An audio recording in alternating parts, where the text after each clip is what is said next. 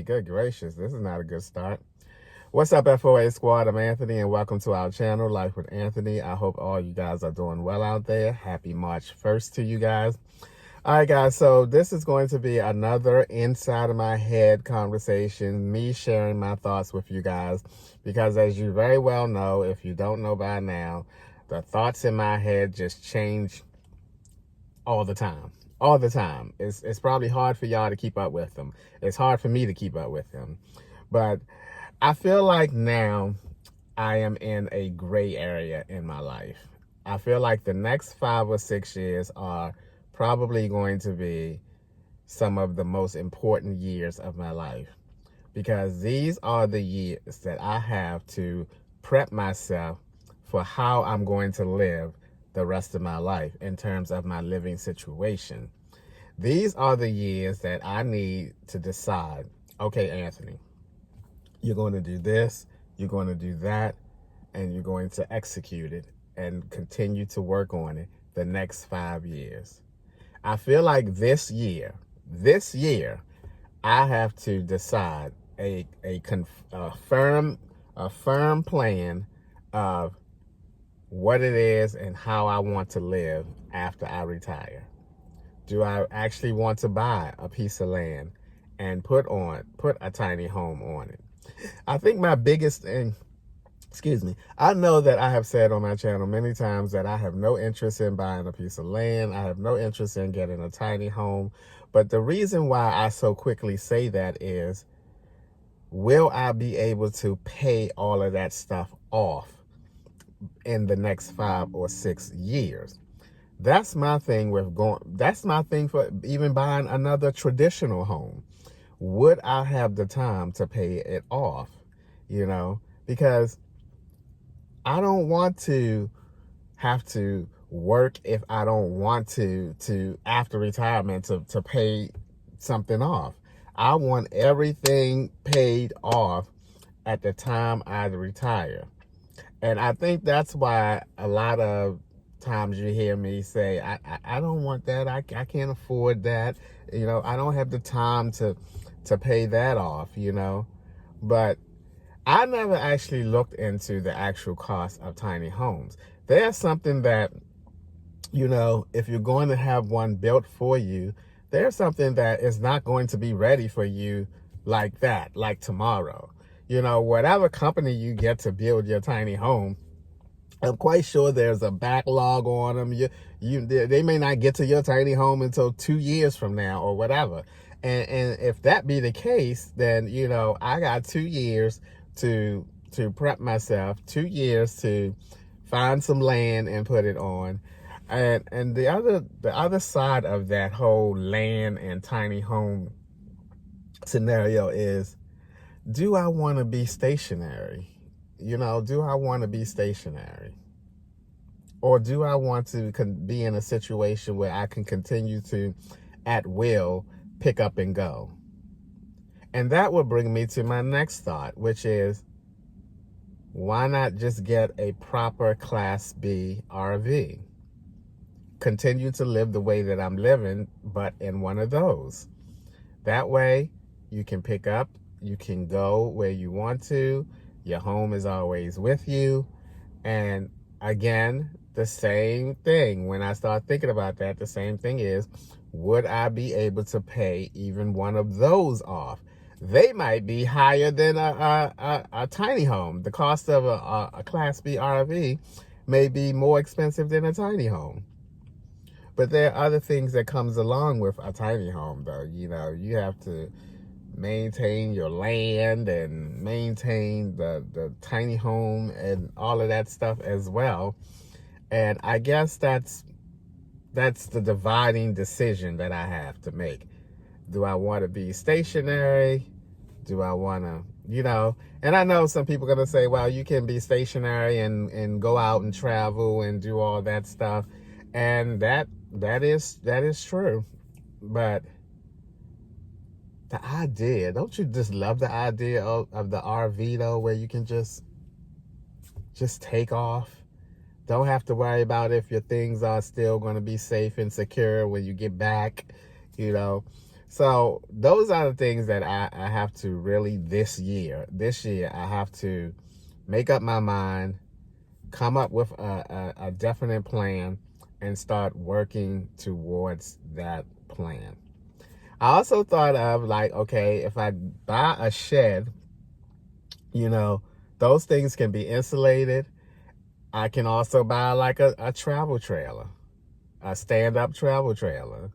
I can park the travel trailer inside the shed and live in the travel trailer in the shed. You know, I would look at the shed as not my home, but just another layer of shelter, you know, a place where I store my travel trailer that I happen to live in.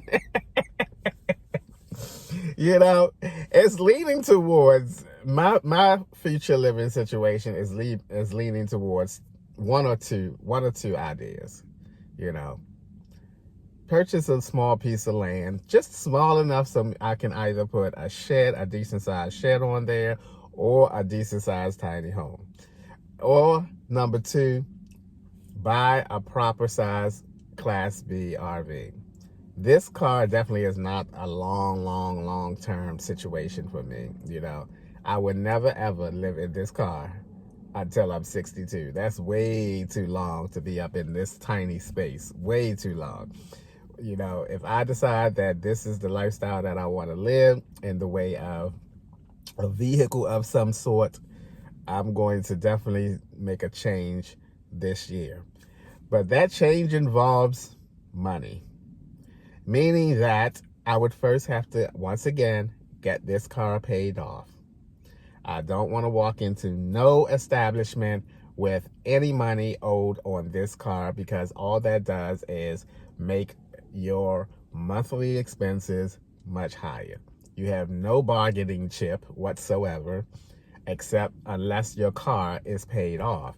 And then you can take the value of your car and have that subtracted from your new vehicle. The other thing that I know I need to think about and make a change or make a move this year is this car. At the age of 62, this car will be 10 years old. I have to decide whether I want a 5-year car when I retire, meaning this year I'll have to get something different, or a 10-year car when I retire, you know? So that's something else that I have to think about. And that's when I say to you guys, excuse me once again, I gotta stop eating that McDonald's breakfast, because all that mess does is make me belch, and my stomach feel queasy and everything. I don't know. I gotta stop doing it. But anyway, you know, that's what I need to. I can't tell y'all. The next 5 or 6 years is so important for me.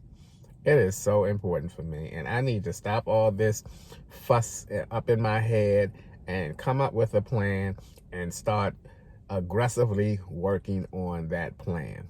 You know, I see that Serene and Simple Life, she has a tiny home now, and you know, she's now making videos in her tiny home. And again, someone else whose name I won't mention, they have some land and expecting their tiny home soon. I mean, it's really difficult, I guess, for me to decide which route I want to take.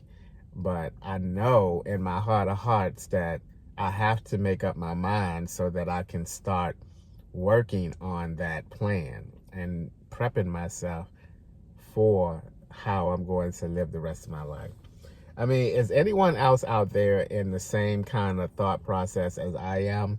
You know, you're at a point in your life where you need to start thinking about how you're going to live your life. And if you are in a similar situation like I am, where you have just a few more years left of work that you plan on working, and you still have not yet figured out, you know, your living situation, share your thoughts with me in the comments. I would love to hear, you know, what your thought process is and what do you plan on doing, you know, to help prepare yourself for when you retire. Because I feel like these are the most crucial next 5 years of my life. And I don't want to get to 62 and still not have it figured out.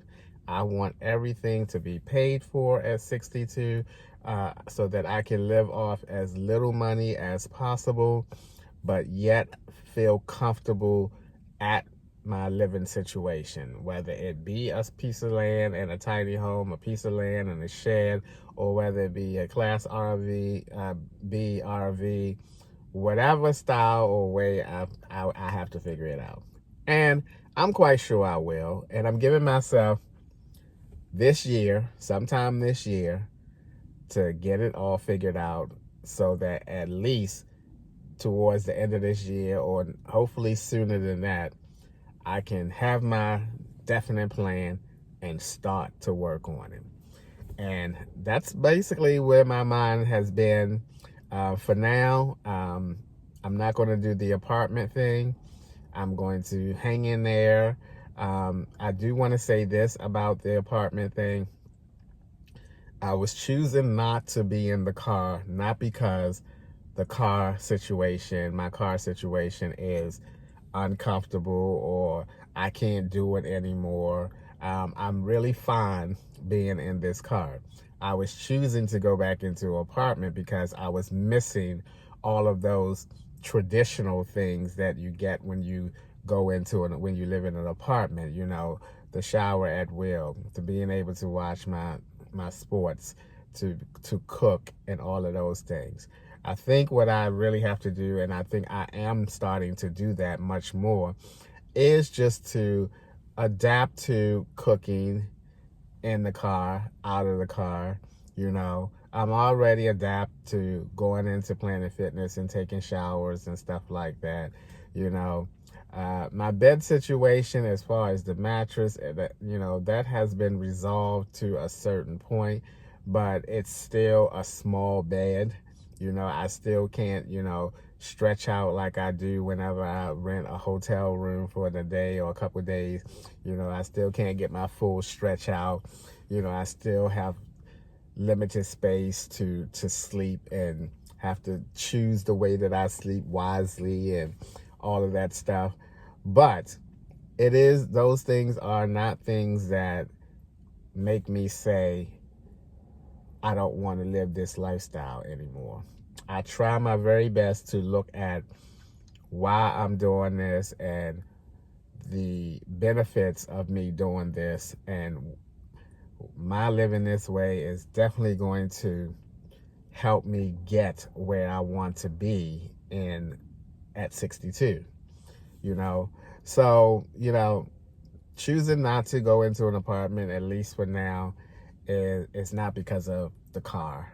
It's not because of I hate living in a car or I can't do it anymore. It was just simply I was missing those traditional way of living things. But I'm kind of over that right now, because I am definitely starting to zone in on and focus on what I need to do to set myself up. All right, I have rambled enough for today. Again, share your thoughts if you are in a similar situation where I am, and what are your plans for preparing yourself for when you retire. I would love to hear from you. All right, guys, that's going to do it for today's video. As always, thanks for taking a few minutes out of your day to watch my videos. I appreciate you guys. You know that. And I'll see you guys the next time.